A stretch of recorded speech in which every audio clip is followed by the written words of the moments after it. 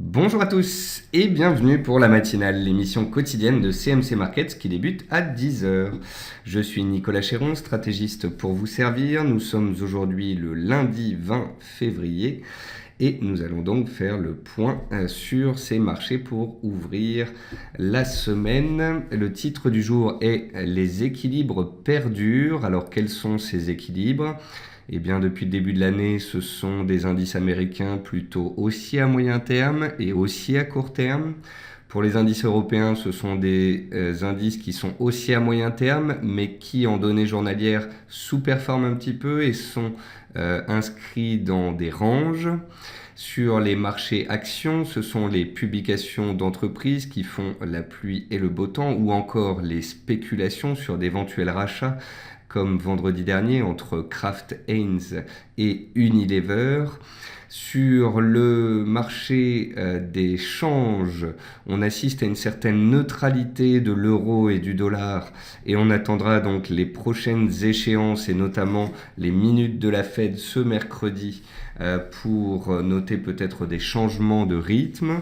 Concernant les matières premières, pour finir, eh bien, nous avons toujours un pétrole haussier à moyen terme, haussier à court terme, très soutenu, qui pourrait tenter d'attaquer ses plus hauts annuels. Et on retrouve aussi l'or qui arrive à se maintenir dans une tendance haussière depuis plusieurs semaines. Ça fait 6 semaines, 7 semaines que l'or est dans une dynamique haussière. Si vous voulez savoir pourquoi l'or monte, eh bien, il y a un petit peu d'aversion au risque en Europe et une petite prime politique qui s'installe et ça profite à l'or. Vous avez également le dollar américain depuis le début de l'année qui reste tout de même sous pression, ce qui profite au métal jaune. Et puis enfin, vous avez les taux réels aux États-Unis, les taux de très court terme qui sont très corrélés à l'or et qui sont remontés ces derniers temps. Alors, bienvenue à tous pour cette émission. Je vois plusieurs questions d'Hervé, j'y répondrai tout à l'heure. Bienvenue à tous ceux qui viennent de nous rejoindre et je salue également tous ceux qui nous regardent sur YouTube. Avant toute chose, voici un avertissement sur le caractère purement informatif de cette présentation. Je vous invite à en prendre note. Vous pouvez utiliser les fonctions de chat et de questions-réponses en haut de votre écran pour pouvoir converser avec moi. Dans cette émission, nous verrons ensemble les dernières actualités marché, macro, les dernières actualités actions, les statistiques économiques passées et à venir, et bien évidemment, je répondrai à vos éventuelles questions. Alors, en termes d'actualité marché, les futurs sur le S&P 500 inscrivent de nouveaux records historiques à 2355 points. Donc il faut bien comprendre que jeudi dernier, nous avons vu que les indices européens étaient sous des résistances. Et puis jeudi après-midi, ils avaient commencé à consolider. Vendredi, c'était au tour des indices américains de se replier un petit peu plus sous résistance. C'est ce qu'ils ont fait en séance. Puis ils ont touché des supports de très court terme. Le CAC 40 et le DAX, eux aussi, ont touché leurs supports de très court terme, les 4850 précisément sur le CAC 40 dont je vous avais parlé la semaine dernière. On a donc touché les supports et on est reparti à la hausse. Donc c'est la raison pour laquelle vous avez les indices américains sur des nouveaux records historiques, le DAX qui travaille ses plus hauts annuels en cours de clôture à 11 840 points, tout comme mercredi dernier, et le CAC 40, lui, il est un petit peu moins performant, il n'est pas sous ses plus hauts annuels à 4 930 points, il était à l'ouverture à 4 900 points, et depuis cette ouverture en hausse, les opérateurs prennent un peu de bénéfices. Il ne faut pas passer d'un marché de risque de glissade à un marché d'euphorie. Et c'est ce qu'on est en train de faire. Jeudi, on échouait sous des résistances sur le CAC 40. Vendredi, on partait à la baisse. Vendredi, on a touché un support. Que l'on se stabilise aujourd'hui, certes, mais que l'on reparte à la hausse, qu'on aille chercher les plus hauts annuels, voire qu'on les dépasse, etc. Ça, ce serait aller un peu vite en besogne. Gardons en tête donc que les indices américains sont haussiers jusque nouvel ordre et que cela soutient le CAC 40 et le DAX dans les zones de prix actuelles. Pour que des signaux forts soient donnés, il faudrait que le DAX casse ses plus hauts annuels et casse carrément les 11 900 points. Quant au CAC 40, il faudrait clairement qu'il casse les 4 930 points en attendant. privilégions les ranges et n'anticipons pas des cassures de support ou de résistance. On était sur des supports vendredi, ça a tenu. On était sous résistance ce matin à l'ouverture, ça reflue un petit peu. Et on risque d'évoluer ainsi jusqu'à demain et le retour des investisseurs américains. Le VIX reste baissier, il est sur ses plus bas de l'année, il est actuellement à 12,9 points et il est stable. Pour que le VIX se retourne, il faudrait un peu de stress, de peur, que les opérateurs se couvrent. Pour l'instant, ça reste une petite remontée très faible du VIX la semaine dernière. Absolument pas de quoi parler d'un retournement majeur sur cet indice. D'ailleurs, j'ai Hervé qui me dit pourquoi l'or se maintient alors que les marchés sont au plus haut. Donc Hervé, je vous ai répondu, c'est la baisse du dollar et la hausse des taux réels qui fait que l'or est soutenu. Vous me dites aussi à partir de quel seuil l'indice VIX annoncerait un retournement ou une consolidation. Si le VIX venait par exemple à casser les plus hauts de ces dernières séances et puis à réaliser une hausse de plus de 20-25%, là on pourrait parler d'un décalage puissant qui corroborerait une consolidation, voire une correction indicielle. Pour l'instant, le VIX est bas et nous dit qu'il n'y a pas de stress sur les marchés. C'est tout ce qu'il peut vous dire pour l'instant. Hervé, je vous rappelle que j'ai écrit un point sur le VIX jeudi dernier que vous pouvez retrouver sur le site de CMC Markets. Ensuite, je reprends. Le pétrole travaille ses plus hauts annuels en clôture à 53,6 $. Donc on est toujours dans une tendance haussière de moyen terme, dans une tendance haussière de court terme. Les 53, 50, 60, c'est les plus hauts annuels en cours de clôture. Si on vient à les dépasser, on pourrait aller chercher les 54, 50 qui sont les plus hauts de l'année. Et au-dessus de cela, ce serait la porte ouverte au fameux 60 $, seuil psychologique d'importance à moyen terme. Bien évidemment, tant qu'on est sous les 53, 50, 54, n'allons pas trop vite en besogne. Il faut prudence garder sous cette zone de résistance qui tient depuis plusieurs semaines. L'or évolue dans un range compris entre 1220 et 1245 $.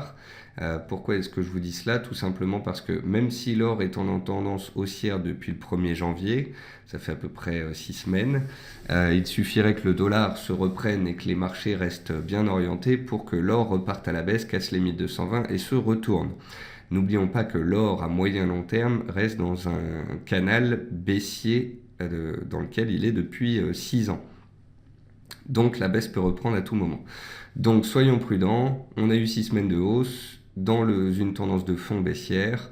Voyons des 1220 ou des 1240, quel seuil casse en premier. Enfin, l'euro semble matérialiser une zone de neutralité. Il a été très volatile ces 10 dernières séances. Il a touché un point bas à proximité des 1,05. Il a échoué sous la zone des 1,0690, 1,07 et la moyenne mobile à 20 séances.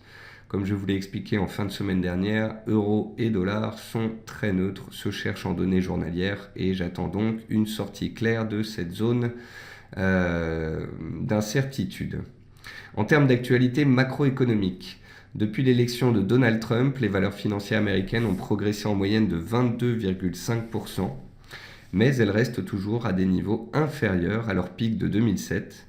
Je crois qu'une des seules à avoir retrouvé ses plus hauts historiques, c'est Goldman Sachs, une des plus grandes banques au monde. Ensuite, pour la première fois, Angela Merkel a laissé entendre qu'elle trouvait l'euro sous-évalué.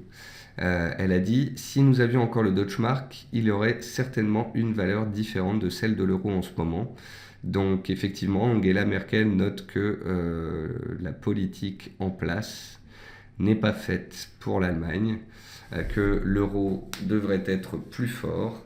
Pour l'instant, ce n'est pas le cas. Cela nourrit tout simplement des tensions entre les économistes allemands et la Banque centrale européenne sur le fait que l'Allemagne devrait plus mener la BCE.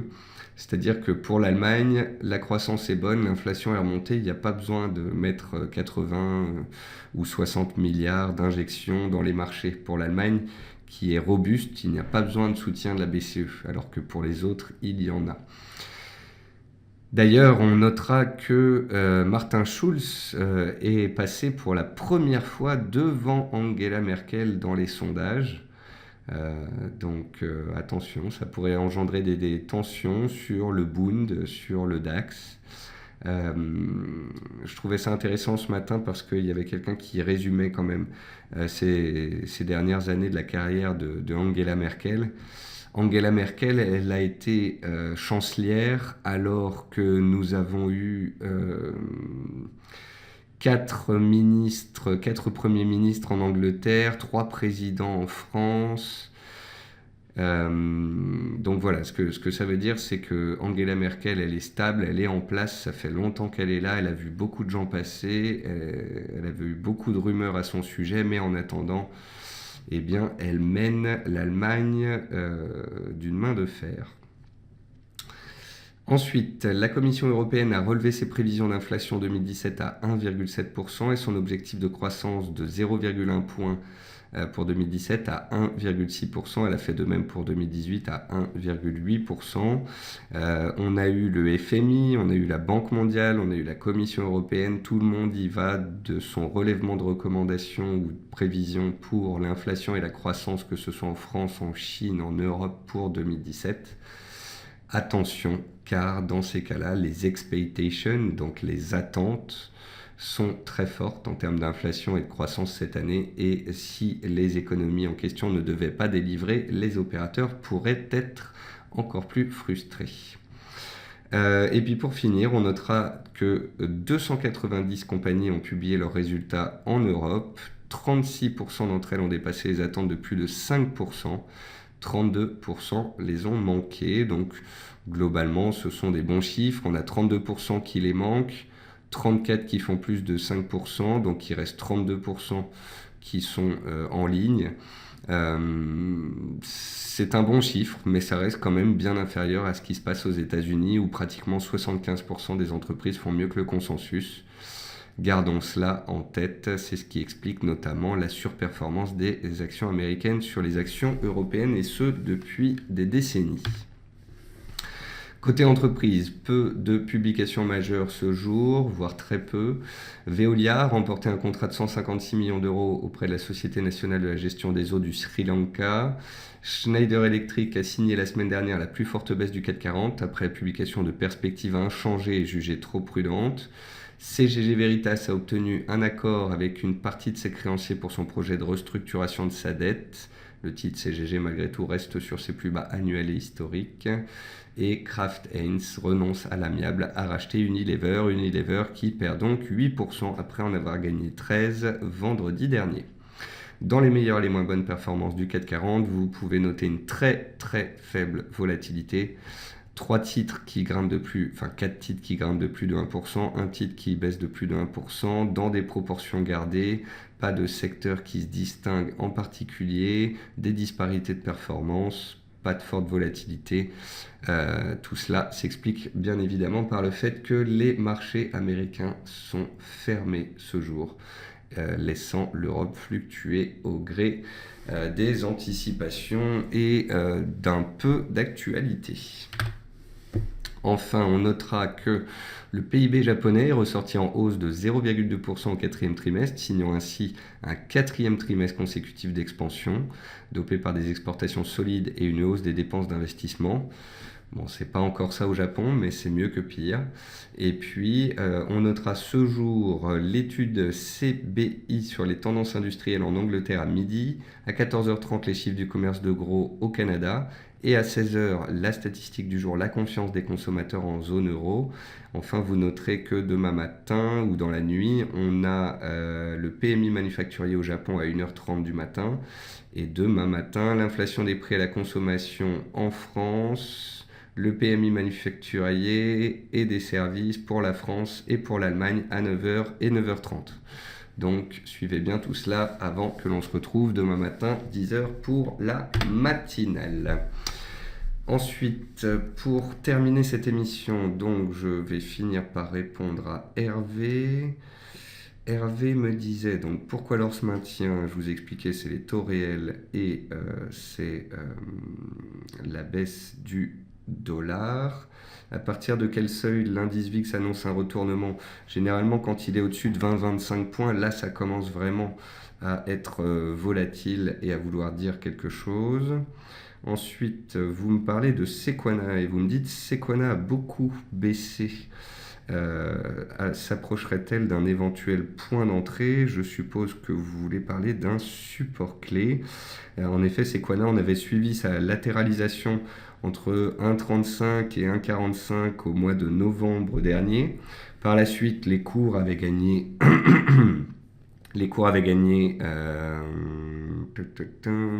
plus de 60% à la hausse, puisqu'on était monté à 2,20 €.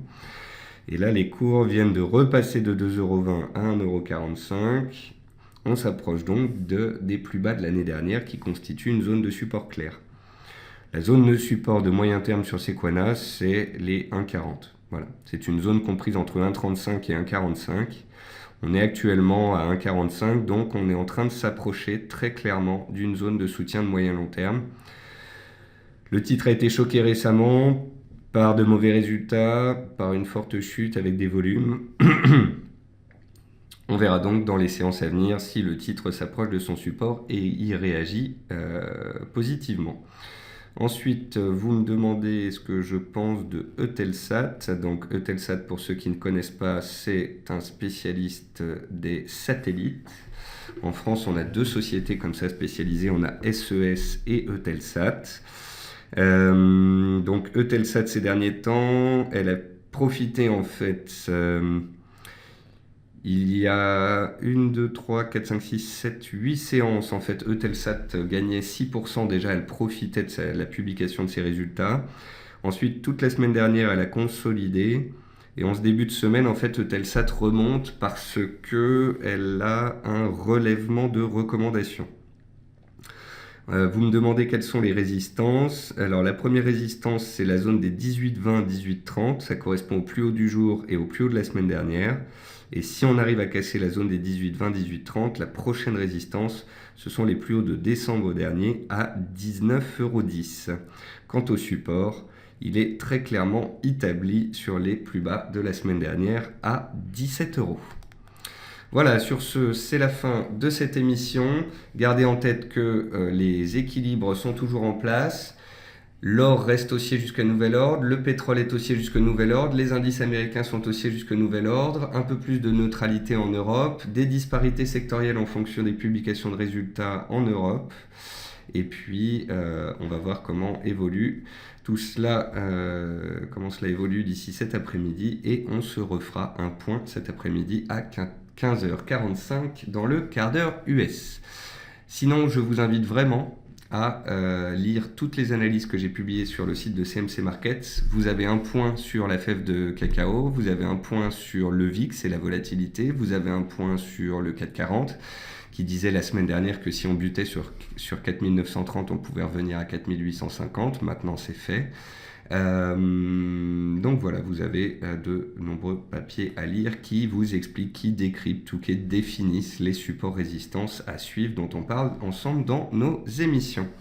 Voilà, passez tous une bonne fin de matinée, je vous souhaite un bon appétit par avance et je vous retrouve très rapidement dans nos émissions. Au revoir à tous.